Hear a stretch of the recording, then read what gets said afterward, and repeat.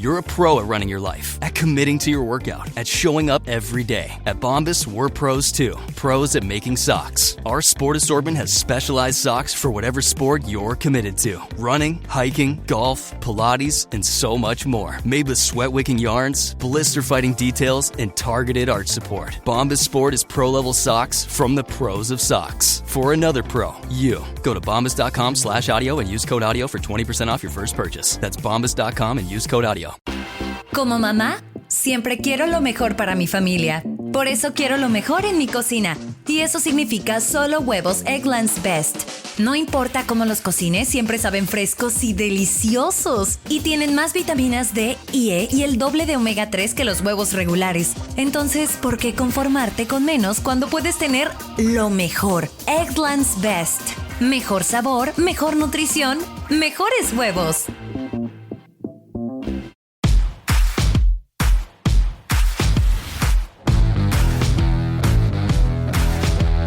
Welcome to the Dogs Podcast with your hosts, Blake Reneker, Justin Charles, and Josh All. Hey, what's up, Browns fans? Welcome back to another episode of the Dogs Podcast. Josh All, your host. Happy Super Bowl Sunday to everybody out there who celebrates, and you should be celebrating because it's the last football game for a long time. We're about to go into the dark ages of the year when it comes to football fandom because there's going to be a huge stretch here where all we want is to get football back on our television screens, back on the fields.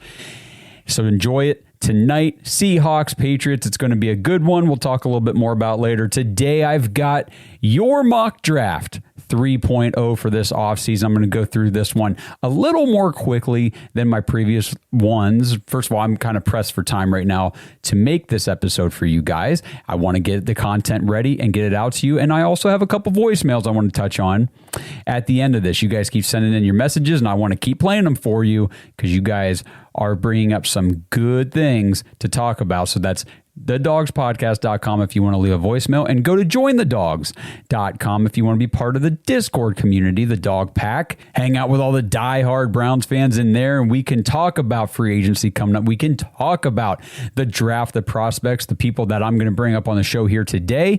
Continue the conversation about Todd Monken and who his staff is going to be, what's happening with Jim Schwartz. It's all going on in the Dog Pack, and that's at jointhedogs.com. Okay, I'm going to kick things into this mock draft because I know some people were not thrilled that on the last video I did the voicemails first, the mock draft last, whatever. We'll make you guys happy. Mock draft 3.0.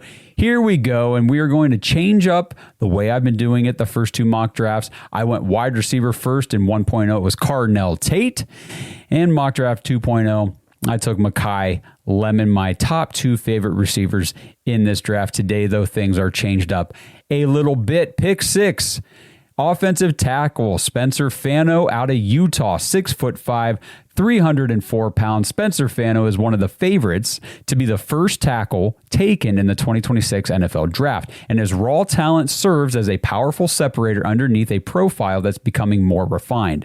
6'5", 304 Fano has a combined athletic and power profile that's near impossible to replicate. His acceleration is lethal when transversing gaps, launching off the line, and exploding into space, and his burst, length, and leverage make him a natural-born displacer in the run game. With a combative finishing mentality as a pass blocker, Fano's anchor footwork still needs work, but he improved his feet replacement and anchor swivel in 2025. He's always brought rapid recalibration, quickness, and force as a hand fighter, along with incredible recovery, athleticism, and range. But in 2025, he built off of that quickness with improved hand strike precision and upper-lower sync, adding up kicks and violent snatches to his game, a scheme-versatile run-blocking savant with the elite matching athleticism and recovery to thrive in pass protection. Fano has impact, starter potential. I am securing the tackle position in this draft, and for this instance here, the situation I'm going to lay out for you guys here today, Spencer Fano will be the new left tackle for the Cleveland Browns because if you remember, he started his career, I believe he started the career at Utah playing left tackle, made the switch to right tackle, and then his counterpart, Caleb Lomu, ended up playing the left tackle. So Fano can play both positions, has experience playing both positions, and for all intents and purposes today, and you'll see why when I get to the pick later, I need Spencer Fano to move back to left and play left tackle for probably, hopefully, let's see what happens, Shedeur Sanders in 2026. Moving on here to pick 24. I have changed up my opinion and my ordering a little bit on these wide receivers. I've been talking about getting the top three. You must get a receiver out of the big three, the Tate, the Lemon, and the Jordan Tyson tier of receivers. And now for me, I have now expanded that tier to include one other player to my big four wide receivers for the first round in this draft. And I will be happy if the Browns take any one of them. And I'm taking wide receiver Denzel Boston out of Washington. 6'3", 210 pounds. Denzel Boston entered his junior season at Washington, poised to headline the Huskies receiving corps after waiting his turn behind NFL stars like Rome Odunze, Jalen Polk, and Jalen McMillan. Standing at 6'4", 210 pounds, Boston broke out in 2024 with a 63 reception, 834-yard, 9-touchdown receiving line, thriving as a red zone mismatch and showing off his expansive catch radius and reliable hands. While not an especially twitchy athlete, Boston moves efficiently for his size, stacks cornerbacks on the outside with smooth explosion and long strider speed, and completes well through contact. He boasted a minuscule 1.2% drop rate in 2025. He also caught 881 yards and 11 touchdowns on 62 receptions. Boston's ability to high point passes and make difficult grabs makes him a go-to weapon when space tightens, and he magnifies his vice grip hand strength with intelligent timing control and catch point positioning. With more than enough fluidity, tempo management skills, and zone IQ to function as a route runner, Boston has an appealing X-receiver profile and has impact starter potential. There's that phrase again, impact starter potential. We got two of those guys here in the first round. I do think Denzel Boston is a legitimate wide receiver one at the NFL level. I've been watching more tape on him, reading up on him, doing some more study, and the dude is just a beast. He is a big physical force, and I know a lot of people. I'm going to do a wide receiver. I keep saying this. I'm working on the notes now. I'm almost ready to go. I got a wide receiver episode coming up, and I know people want to compare Denzel Boston to the guy we mentioned there in that write-up, Rome Odunze, who also played at Washington. They are similar, except Rome Odunze was, I'm trying to think how I want to explain this really. His calling card was his contested catch. You throw it up, he comes down with it. That's what he likes to do. He didn't really have the big time speed, and he was a good route runner, but his separation was not at a high level. Whereas Denzel Boston, from what I'm watching and seeing, he can separate at a high level, and he's also a contested catch savant. I do think Denzel Boston has the potential to actually be even better than Rome Odunze at the NFL level. And if you remember, Odunze went in, I think it was the top 10 in his draft. So to get a guy like that at 24 for the Browns, I would be ecstatic, and I really am rising on Denzel Boston out of Washington.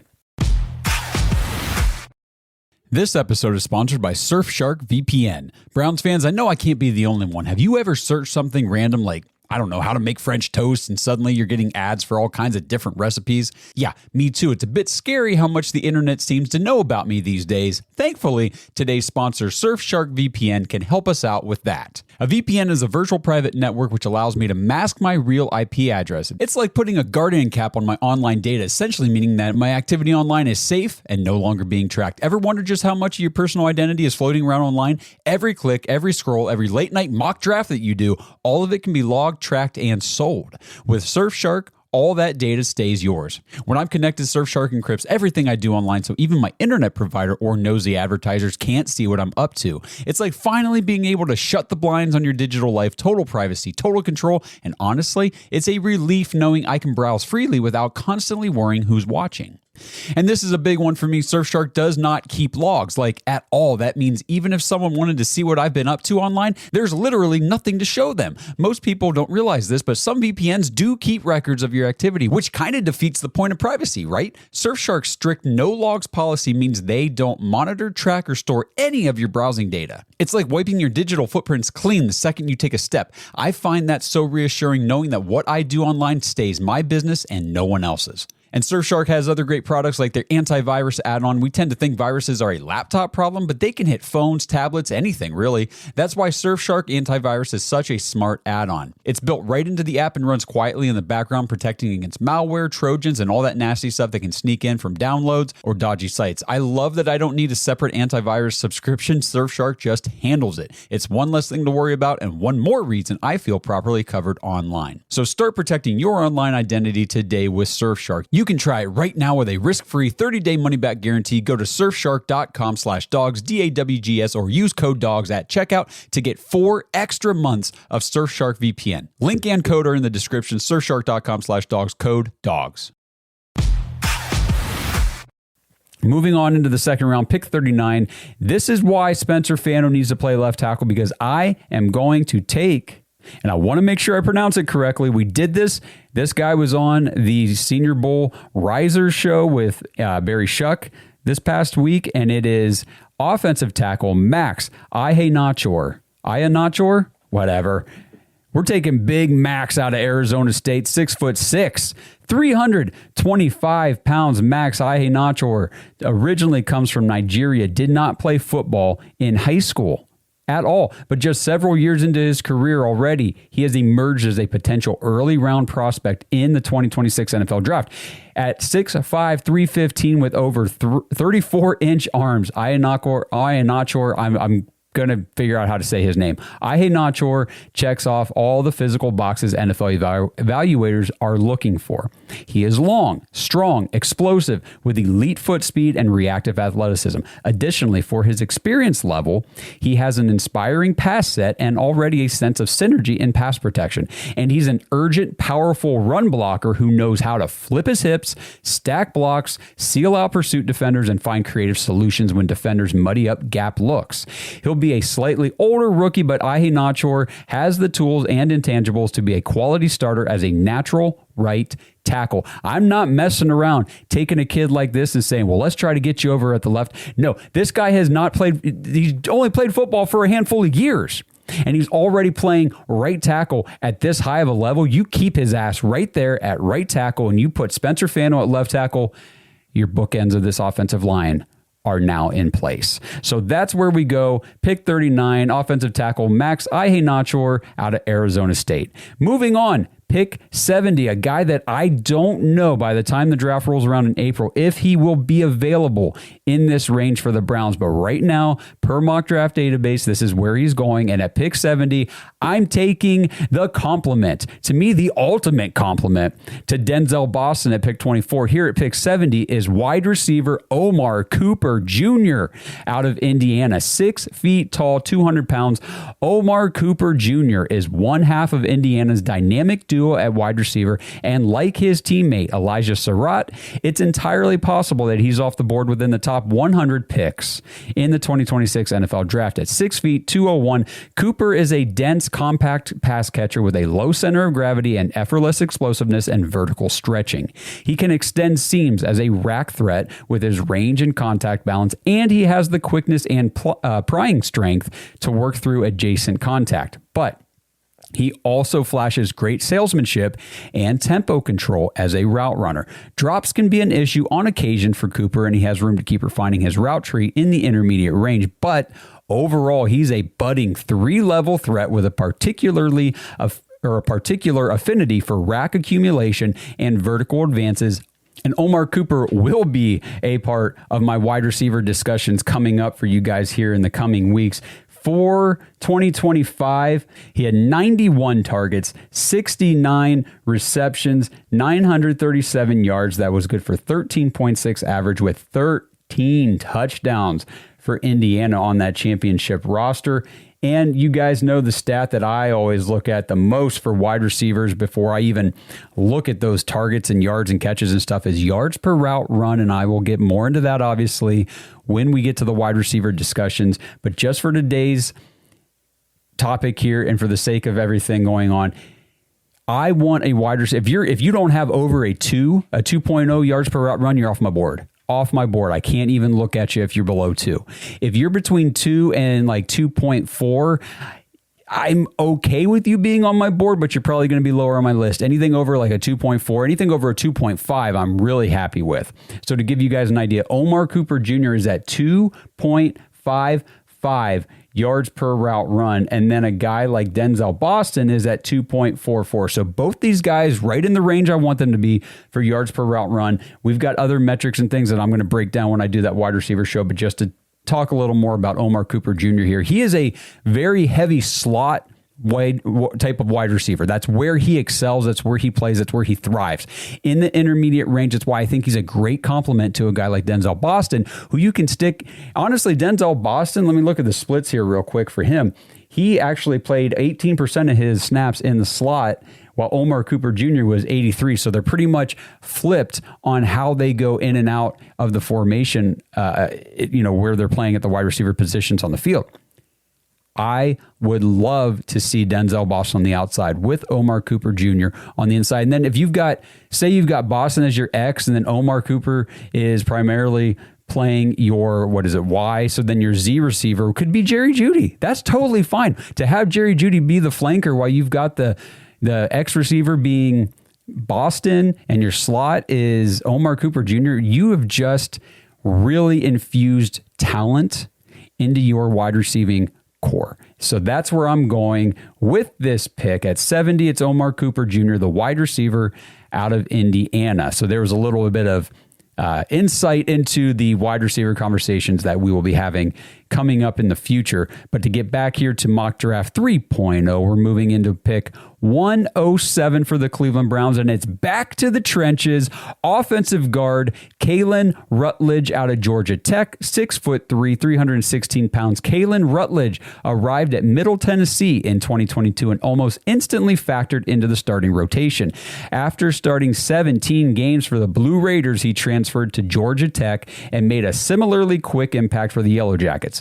He was a two-time first-team All-ACC competitor in his first time under Brent Key, and in 2025, he was a first-team All-American. Now, entering the 2026 NFL Draft, Rutledge stands out as a potential gem in the middle round range. At 6'4", 330 pounds, Rutledge is a compact block of fury inside the tackles. In fact, there's an argument to make. No offensive lineman brings more energy and relentless zeal than him on a down-to-down basis. Rutledge is similarly energized with his foot speed and play pace, and he has the combined mass and width to levy devastating bouts of hand force and rotational torque. In the run game, he's assignment sound, angle sound, and role versatile with the hip flexibility to execute reach blocks, and in pass protection, he blends the line between patience and proactivity very well and is aggressive on help blocks. His limited knee bend affects his leverage acquisition and pad level maintenance, but he has the temperament to be a tone setter on Sundays. This is a guy I would love to see the Browns bring in here. So look at this offensive line now through this mock draft. You've got two tackles, your bookend tackles, and now you've got an offensive guard. Hopefully, hey, who knows? Maybe we're able to get a Tyler Linderbaum or something like that in free agency. We can build in the offensive line that way. There are some good guards, center prospects that we can. There's still Luke Whippler on the team. DeJuan Jones is still on the team. This offensive line could be reshaped and reformed if we're able to land on and hit on guys like Kalen Rutledge here at pick 107, the offensive guard out of Georgia Tech. Moving on to pick 139, we are taking edge rusher Tyreek Sapp out of Florida. 6'3", 275 pounds. Tyreek Sapp might not be the highest ranked Florida defender on the board, but he was the heart and soul of the Gators defense in 2024 with 7 sacks, 13 TFLs, and 2 forced fumbles. His production stalled in 2025, but he still has a compelling outlook for evaluators with projected alignment versatility. That's big. At 6'3", 275, he's a compact, high mass, well-leveraged edge defender with fleet-footed acceleration, smooth lateral agility, inspiring ankle flexion, and bend capacity, imposing strength at contact and a red-hot motor that runs on all three downs. With his sawed-off build, Sapp does bring less than ideal length to the table, which limits his maximum raw power capacity at times. To that end, his margin for error is slimmer against longer blockers, and he's still refining his hand usage and precision. Nevertheless, the build, the motor, and the upward trajectory sells his stock. This would be a great guy for the Browns to get here. I believe this is the 5th round. We're in now at pick 139. Add him to the rotation, get him in there with Alex Wright and Isaiah McGuire and Cam Thomas, and I am really excited about the prospects of edge rusher Tyreek Sapp out of Florida here at pick 139. We've got 2 picks remaining that I'm going to do on this draft. I didn't even mention this at the top, but I'm only doing rounds 1 through 5 just like on the last mock, because after round 5, I don't really care. I don't even know if we're going to have those picks by the time the draft rolls around anyway, so let's just stick with these first 8. And the next one I'm going to talk about, pick 144. We're taking safety Lewis Moore out of Indiana, another Hoosier. Coming here, that Hoosier defense was so awesome this year. Give me anybody off that defense right now. 5'11", 190. Lewis Moore began his collegiate career as an unheralded recruit at JUCO Navarro College and steadily built himself into one of the most prolific ball hawks at the FBS level. Moore played at Navarro from 2019 through 2021. He joined the Hoosiers from 2022 to 23 before playing 1 year at Ole Miss. Curt Cignetti brought Moore back to Bloomington in 2025, and Moore rewarded his trust with a first-team All-Big Ten and first-team All-American campaign, logging 6 interceptions as a key piece of Indiana's championship defense. At 5'11", 191, Moore is close to average size with a below-average length profile, but he compensates with fluid athleticism, brisk closing speed, and an extremely calm, composed, and calculated intelligence that defines his game. He's one of the best in the class at managing positioning in zone. He reacts instantly to route breaks, and while his best plays come in space, he isn't afraid to be physical at contact. Bearing similarly to Julian Love, Moore is an older prospect, but he has impact starter upside as a versatile split field and single high safety. I'm getting another All-American. I'm getting an All-American off of the best defense in college football this past year. Curt Cignetti wanted this kid so bad he brought him back to Indiana after he already transferred away. Give me safety Lewis Moore out of Indiana at pick 144. And finally, to wrap up this conversation, pick 147, the last pick of this mock draft, is going to be tight end Tanner Koziol out of Houston, another guy that Barry Shuck brought to the table in the Senior Bowl talks the other day. So if you missed that episode, go back and hear what Barry saw from Tanner Koziol down in Mobile at the Senior Bowl. But we've got Tanner Koziol, 6'6", 245, big kid. Tanner Koziol specializes as a premier pass game weapon in the 2026 NFL Draft tight end class. Towering at 6'6", he resembles a power forward on the turf with his height, lean mass, and box out ability. For his size, he's a plus functional athlete. He's fairly fluid as a mover with solid hip flexibility, sink, foot speed, tempo freedom, all of which proves conducive to independent separation and zone navigation. Koziol can use his smooth mobility and size to throttle up seams and corners, and he proves proficient at using late hands and sharp timing to control positioning in one-on-one situations before capitalizing with body control. In the blocking phase, Koziol is much less consistent. He stands to add more mass, power, and play strength, as his sustain can suffer post-contact. That said, at the very least, he has usage versatility. He can block off motions and insert into interior gaps, get out in space, and for a taller tight end, he has the bend and flexibility to properly acquire leverage. In the immediate timeline, Koziol is a receiving tight end first with smooth mobility and fairly sound hands, but there is blocking upside present if he can improve his presence at the contact. I didn't mention at the top, Tanner Koziol, tight end out of Houston. So this is a kid Barry Shuck saw down in Mobile, was very excited about him, called him more of a project tight end, and I think that probably has a lot to do with the refinement areas that he's got to work on in the blocking part of the game. game, but the size, the athleticism, the play strength, the hands, the catching, everything that he can do in the pass game, I think is worth investing in, especially this late in the draft in the 5th round. So give me at pick 147, tight end, Tanner Koziol out of Houston. And just to recap, mock draft 3.0, pick 6, offensive tackle Spencer Fano out of Utah. Pick 24, wide receiver Denzel Boston out of Washington. Pick 39, offensive tackle Max Ihenachor out of Arizona State. Pick 70 is wide receiver Omar Cooper Jr.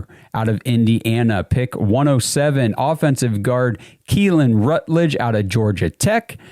Pick 139, edge rusher Tyreek Sapp out of Florida. Pick 144, safety Lewis Moore out of Indiana. And finally, pick 147, tight end Tanner Koziol out of Houston. So what do you guys think? Drop in the comments. Let me know. How did I do on Mock 3.0?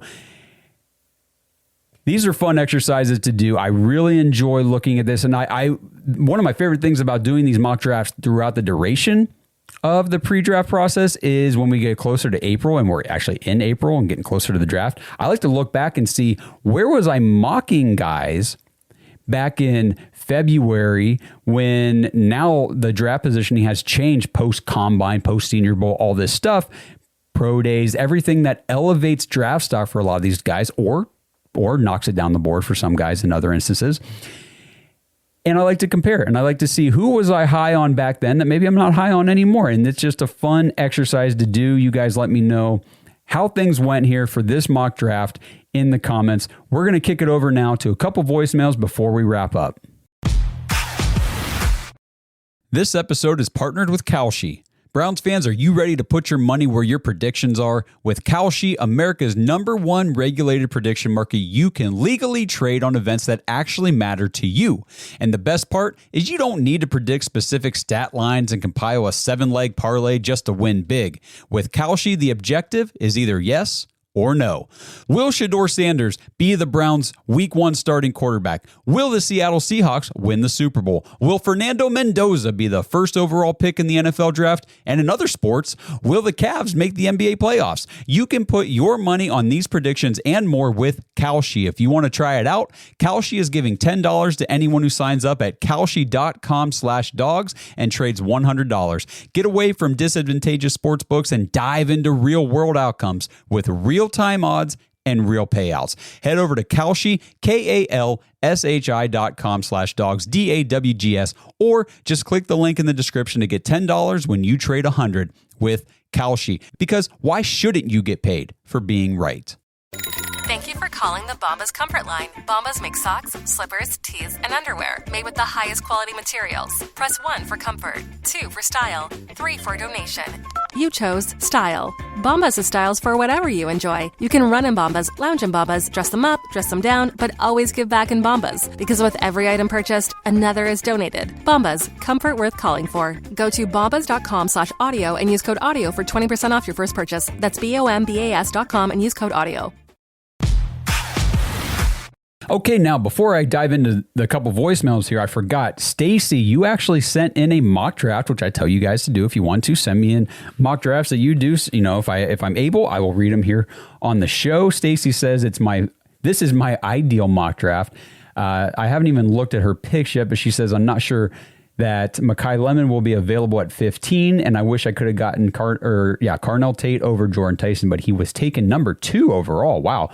It looks like she was using, looks like Mock Draft Database. She said, I wasn't giving assets for that. I traded with Tampa Bay to get from 24 to 15, giving up a 3rd round next year and 2 of our round 5 picks. Okay, cool. I don't mind giving up 5th round picks because those kind of suck. Anyway, so let's see what Stacy came away with here. If my screen would cooperate, she's got at number 6, she took Jordan Tyson, the wide receiver out of Arizona State. She traded up from 24 to 15 to get Makai Lemon, the wide receiver out of USC. If you come away with 2 of those big 4 receivers, I am just running out of the studio with my pants off. I'm never wearing pants again. I would be so freaking excited to get 2 of these guys, and especially if Makai Lemon is one of them. 39, looks like she went with Monroe Freeling, the offensive tackle out of Georgia. And then at 70, one of my favorite players, Chase Besantis, the interior offensive lineman out of Texas A&M.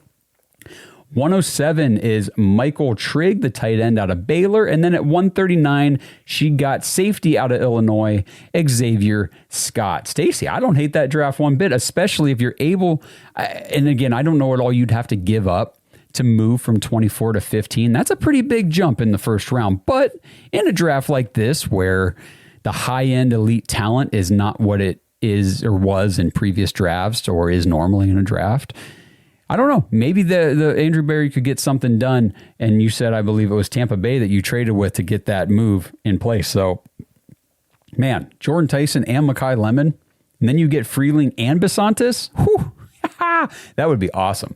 I would love it. All right. First voicemail here before I get out of here. This one is from Hannah. Hey, guys, it's Hannah. I am, feeling kind of like you guys, just sort of optimistic about how I'm feeling. I know I was so mad, but watching him with Shedeur and watching his press conference, I don't know, the dude is funny as I was like, okay, I can get down with this, but I don't want to say oh my God, he's going to go out there and win every game. But I just think that he actually might be bringing a better, outlook to the team that we haven't had in a while. And I think that that's going to, shadow into off-season. I think that Jimmy Haslam and Andrew Berry are going to have more, respect when he wants to draft a certain player or he wants to pick someone up in free agency. I think that they're going to have more respect for him because he's been in this for such a long time, and they might not be so analytic about everything. They might be like, okay, this guy is a football guy. You could tell by the way he was talking in that press conference that this is a football guy, and this is what Cleveland is needed. All right, so it sounds like Hannah's coming around on the Todd Monken hire just like we are. I got to say, she's right. The press conference did move me more in favor of Todd Monken. I liked the stark difference between him and Kevin Stefanski when they're speaking to the media. I felt like, and I don't know if this is a good thing or I don't mean this as a bad thing, but I feel like there's more of an opportunity for somebody like Todd Monken to slip up and accidentally say something that maybe he shouldn't say to the media, where Kevin was very calculated. I'm not saying more than I have to. We're just going to, we'll work on it. We'll get it fixed. We got to be better. We got to do better. We got to coach better, blah, blah, blah. No, this guy is they ask him, how will you handle unsuccessful seasons if they come while you're the head coach? And he's like, not in my vocabulary. Basically, there will be no, I don't do unsuccessful football. Okay. I mean, we won 8 games in the last 2 years. So you got to, the bar is low. You've got to get moving if you want to have successful football here in Cleveland. But I like the mentality for Todd Monken.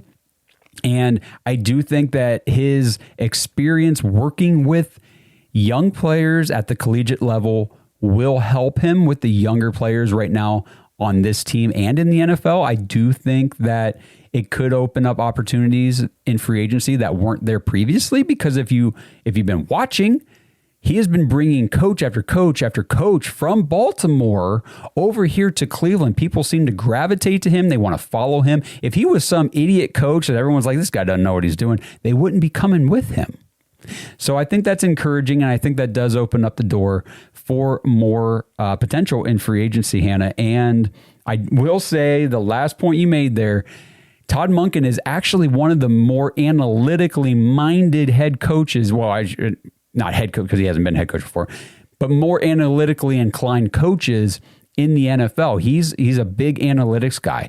And this is where we've had this discussion multiple times on the show, but it's worth bringing back up again. Analytics is huge. I use stats and numbers and figures all the time for all these players, for everything that I look at. It's not so much, I'm trying to think how to explain it. Analytics are important. You have to use them. You need them. They can tell you things, identify things that you might not be able to see just with your eye. But you also have to use your eyes. You also have to be able to watch film and evaluate and scout freaking football players. You need to be able to do both. And that's the issue I think Browns fans have had most. I hear all the time, oh, get rid of these analytics. I understand where you're coming from. I understand what you mean. And what you mean is quit using freaking analytics as the end-all be-all for everything. Blake says it all the time. Use analytics as a tool to make good decisions. Quit using it as a freaking crutch because you can't use anything else, because you don't know how to scout or you don't know how to evaluate talent. That's the problem. So I think Todd Monken brings that ideal blend of using analytics and being a football guy together. And that's what we want in Cleveland. I don't want to get rid of analytics. Are you kidding me? We need them. We need analytics. Otherwise, you're going to miss out on some things that, well, yeah, let's just leave it at that. But you also need to be able to be a football-minded person without the analytics overruling what you see with your eyes. So I like the fact that he is very strong-rooted in both football and analytics. And thank you for the voicemail. I know there's another one from you in the queue. We'll get to it next week is my plan, because this is the last voicemail for today. This one is from my little buddy, Cooper. Hey guys, Cooper Belvin back again. I know I've not called in a long time, but I was just wondering, who are y'all rooting for the Super Bowl? Seahawks or New England? I'm rooting for Seahawks because I do not like New England. Seahawks maybe NFC, Patriots AFC. I know we're supposed to hate the NFC, but still, I think the Seahawks should win one, not the Patriots. We do not want them becoming the best team in the fleeping NFL. I mean, the freaking NFL. I would like to hear what y'all think or who y'all think should win. Cooper, is your dad listening to the way you, that mouth of yours? No, I'm just messing with you, buddy. Yeah, Super Bowl tonight. Going to be a great game. That's if you guys are watching or listening to this on Sunday. But, you know, first of all, I don't hate the NFC. I hate the freaking Steelers. I hate the Ravens, and I hate the Bengals. I hate the AFC North. That's who I hate. And like I said, don't hate the NFC because I'm rooting for the Seahawks. I would like to see the Seahawks win. I think the Seahawks are the clear better team. The Patriots, I know they get a lot of flack this year for not having faced the most difficult schedule, and their path to the Super Bowl was a cakewalk by a lot of people. There is no cakewalk to get to the Super Bowl. It just doesn't exist. They still had to go out and win difficult games, but I think that their match will be met in this one. The Seahawks defense is legit. It's freaking insane. And not to mention Clint Kubiak, the offensive coordinator there, who's about to be the head coach of the Raiders after this game. Just brilliant on that side of the mind. That offense is humming. It's clicking. Sam Darnold, Jackson Smith and Jigba, Kenneth Walker, they just... When you pair that kind of an offense with the defense that they have, that elite defense, that's what we're trying to do here in Cleveland. We've got a strong defense. Let's just get an offense that can complement these guys. So I've got the Seahawks. Probably, if I had to predict a score, I'd say 24-20. I don't think it's a blowout. I do think New England is a good team, and I think that they also have a good defense. They also have a good offense. I think it's going to be a good game. I really do. But ultimately, I believe Seattle wins out. If the game has already happened when you're watching this, you guys can tell me if I'm right. And if I'm wrong, I know you'll tell me about that. So that's it for today. Thank you guys for the voicemails. I got more queued up for next week. We'll get to those later. Let me know what you guys think about Mock Draft 3.0. Send in your mocks at thedogspodcast.com if you want me to take a look at them. Maybe I'll read them on the show in future episodes and things like that. Happy Super Bowl Sunday. I hope you guys enjoy the game and your week starts off well. I'll be back sometime next week. We'll get Blake and Justin in here. We'll bring you guys some more content. Until I see you guys in the next episode, let's go Browns. Thanks for listening to another episode of the Dogs Podcast. Make sure you subscribe on YouTube and follow us on Twitter at The Dogs Podcast. Get your thoughts on the show at thedogspodcast.com.